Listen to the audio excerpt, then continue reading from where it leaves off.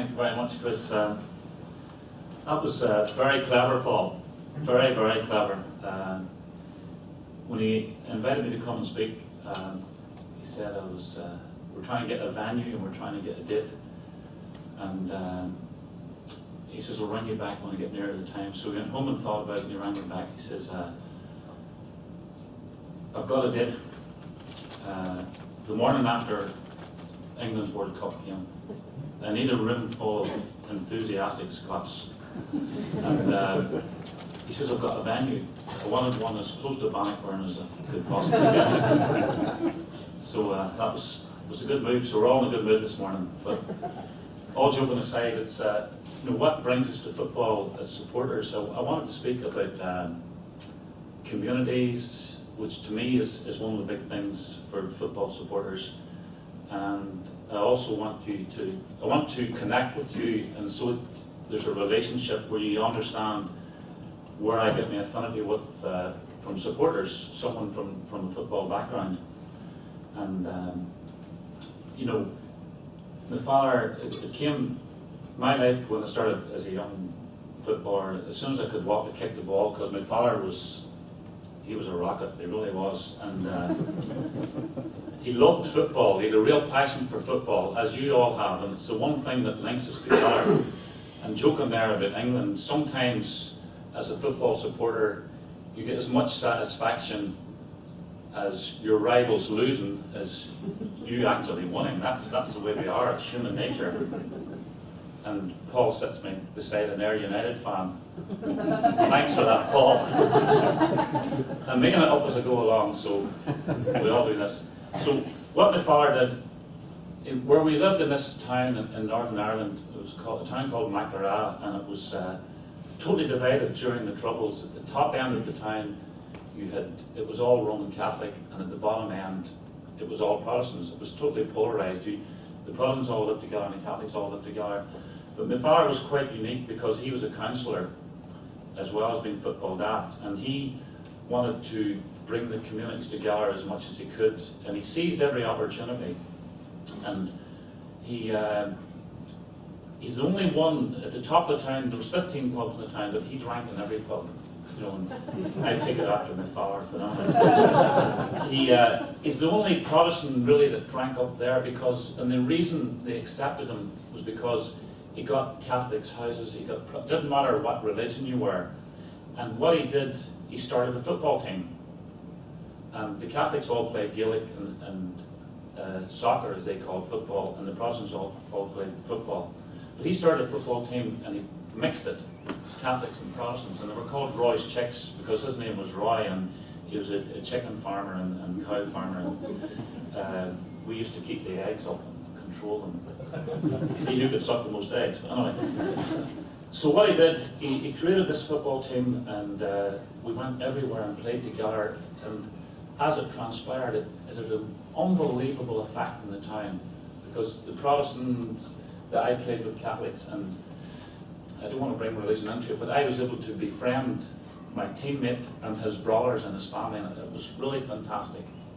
And he was a Coleraine supporter, and ironically, one of the first matches I ever went to was a European match, and my father took me down and lifted me over the turnstiles, and he was a fanatic. And Coleraine were playing Kilmarnock in Europe, and we went to the match. I'm giving the age away here, but it was called the Intercity Fairs Cup, I think, at that time. Maybe some of the people on here could correct me. And at Coleraine it was 1-1. He lifted me over the turnstiles and took me in, and Ross Maffey scored Kilmarnock's goal. The guys will know there. And then the second leg, we're 2-0 down at half time. Obviously I was too young to go to the game in Scotland. And then Desi Dixon scored a hat-trick, and an unbelievable turnaround for Coleraine. And the whole town was excited, and the father was, I think he came back about 4 or 5 days later. And it was that excitement where you see what the supporters can draw from going to a football. And the relevance and the connection between what my father did, you can all relate to, because it's the community where you're from. He built this community in this town, and he was very responsible for it. And as a community, whether it's in Dundee or Perth or Motherwell, wherever it is, you have that affinity with each other, and you want to go to the matches and have a common bond where you're going to support your team, and then you go when you have your beer after the match and you're either thrilled or you're very, very sad. And your football people, I was speaking to Paul earlier on about, you know, what is a football person? It doesn't mean to say that you were a brilliant football player.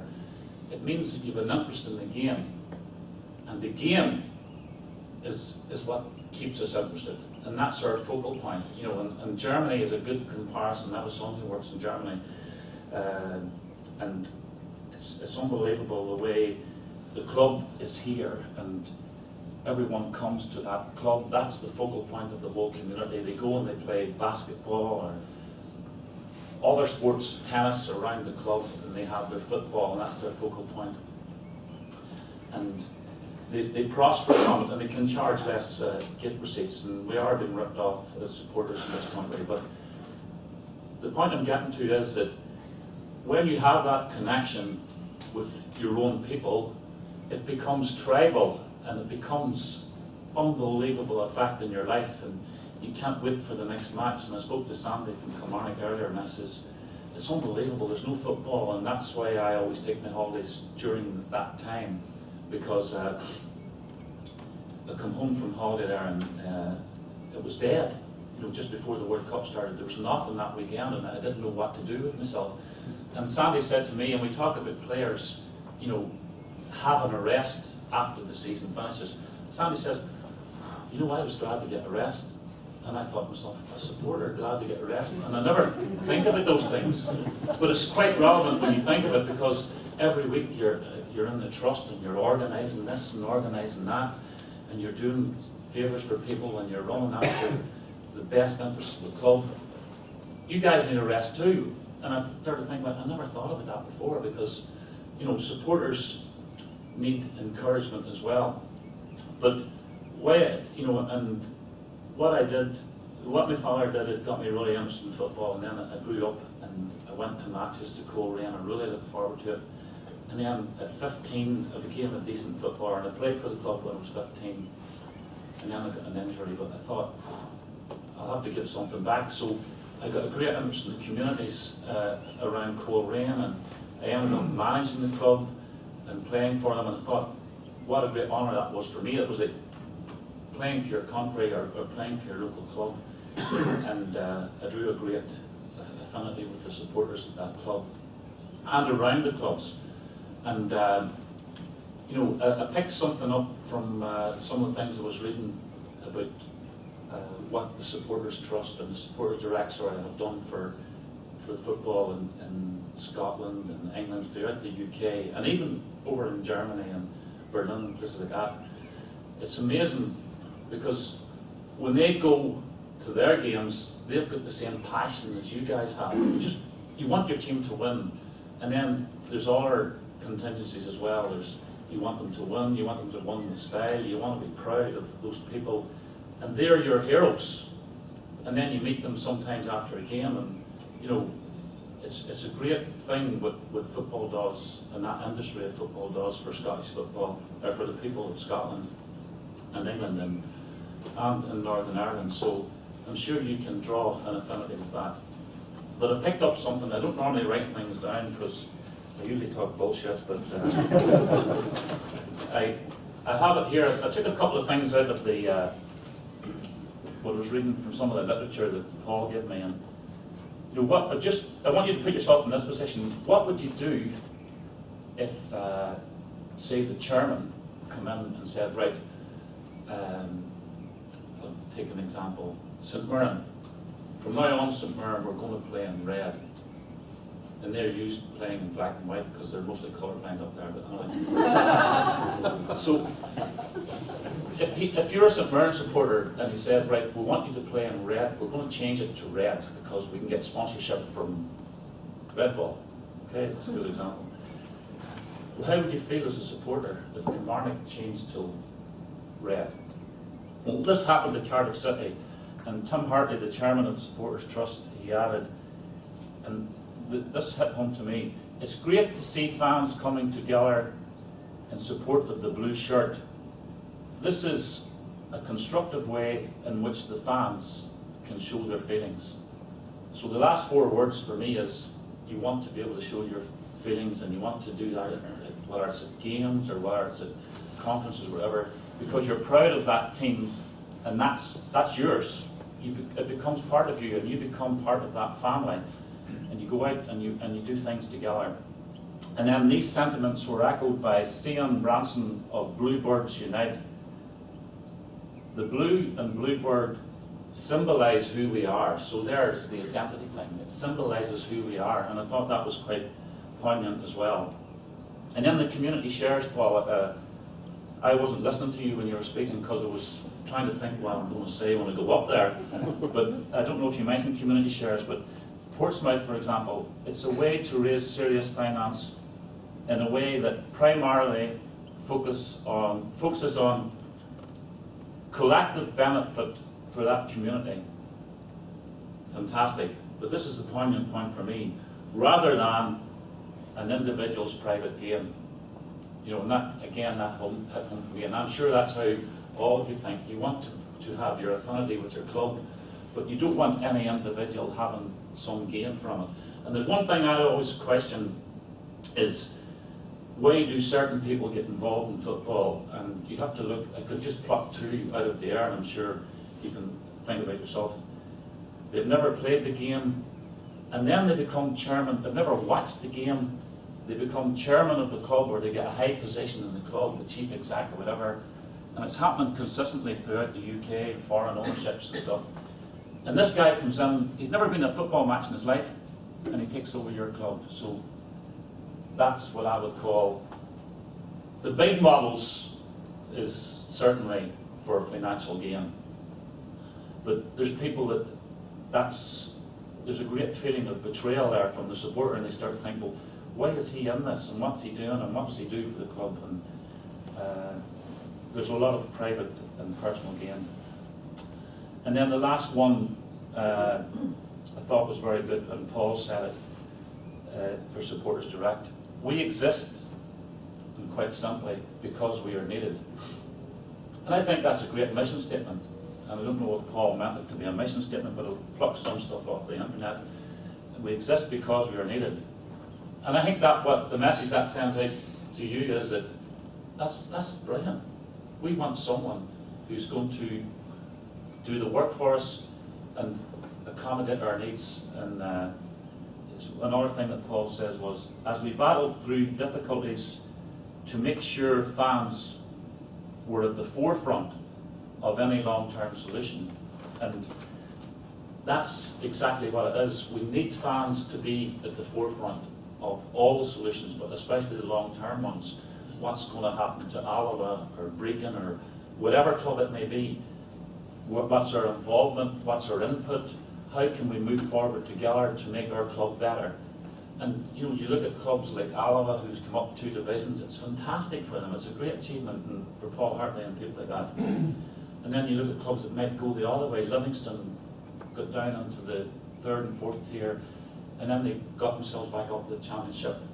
And it's a journey that we all have as supporters. You know, we make that journey, and we really are passionate about our club doing well.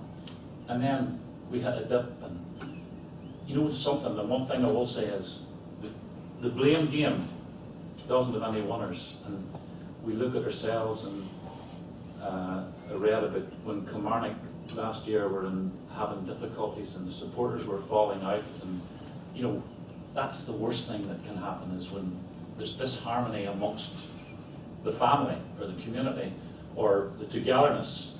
And the one thing that keeps us together is the togetherness. And banter, for me, the little joke about England at the start, banter keeps you going and keeps you living, and you get up the next day and you've got a hangover on a Sunday morning, the team's been duffed, and you know, it's really, really difficult to get back down and get yourself back up for the next game. Then you get back to next week, and come Tuesday you're flying again, you're ready to go again for either more happiness or more disappointment, whatever it may be. But I know a lot about football because my last game my team lost 10-2, and fantastic achievement. So thanks for the inappropriate timing, Paul. But listen, it's a real honour to be here because I've drawn great connection with the Scottish people and the supporters, and well, apart from the Ayr United ones, but